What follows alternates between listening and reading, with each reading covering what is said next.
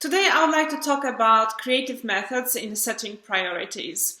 As an art graduate, I know exactly that the creative methods are very useful in the process of self-exploration and, of course, self-expression. But they are also used in the process of self-healing in art therapy. So as you can see, they are used very often in personal development.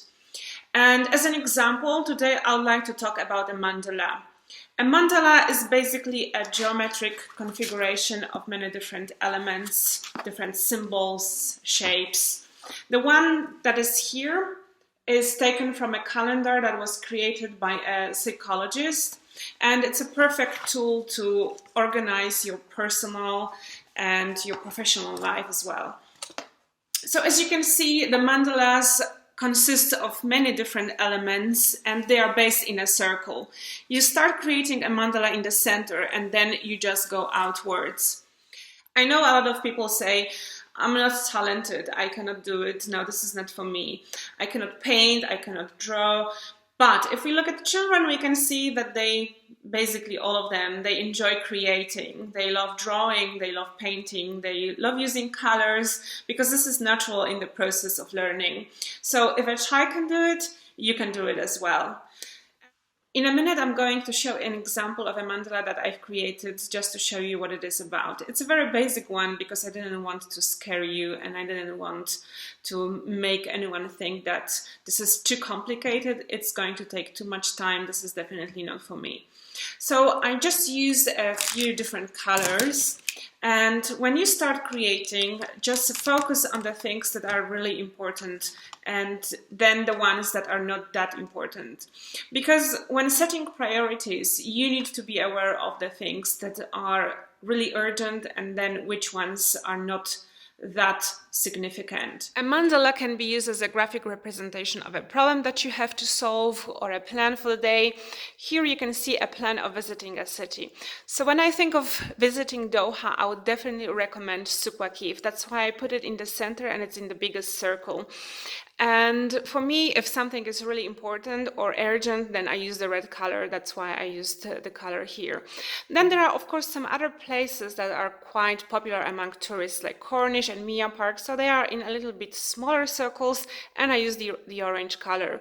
I also think that some places are great to be seen in the second half of the day, like the Aspire Tower and Villaggio. So I filled in this part of the circle because for me, this is the representation of the clock and the second part of the day. Some elements are left empty, and when I was creating this mandala, I also left this circle blank because I thought that maybe at some point I would think of some other place that is really great to go to and to see. And I also realized later on that there is a place like that, which is called the Pearl, so I added it in. Personally, for me, Doha is a place that evokes very positive feelings. It's a place where I had a really great time. I had an amazing job. I made friends, and I'm a person who enjoys hot weather and the sea. So when I think of the colors that I used, I can clearly see that I used the colors that are associated with the sun, with energy, love, and positive things. So when you start creating, you should definitely think of the things that you have in yourself. So just let your intuition guide you. Don't think of the things that you are supposed to do when creating a mandala. Just follow your instinct. When you start creating, you will notice how absorbing it is, but also how relaxing it is. Because the moment you start creating, you will be completely absorbed in the process of creation. You will forget about the stress that is around you. You will forget about the atmosphere. There will be just you and a piece of paper, the colors that you have to choose, the elements, their sizes, and so on. And this is what it is about when it comes to the creative methods. Because they give you fun and pleasure, but they also stimulate the right hemisphere of your brain that is responsible for creative thinking and spatial thinking.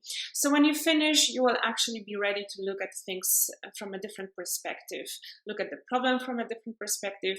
You will have the chance to approach the problem in a different way. And right now, I would like to wish you good luck with your tasks and just have fun and enjoy what you're doing.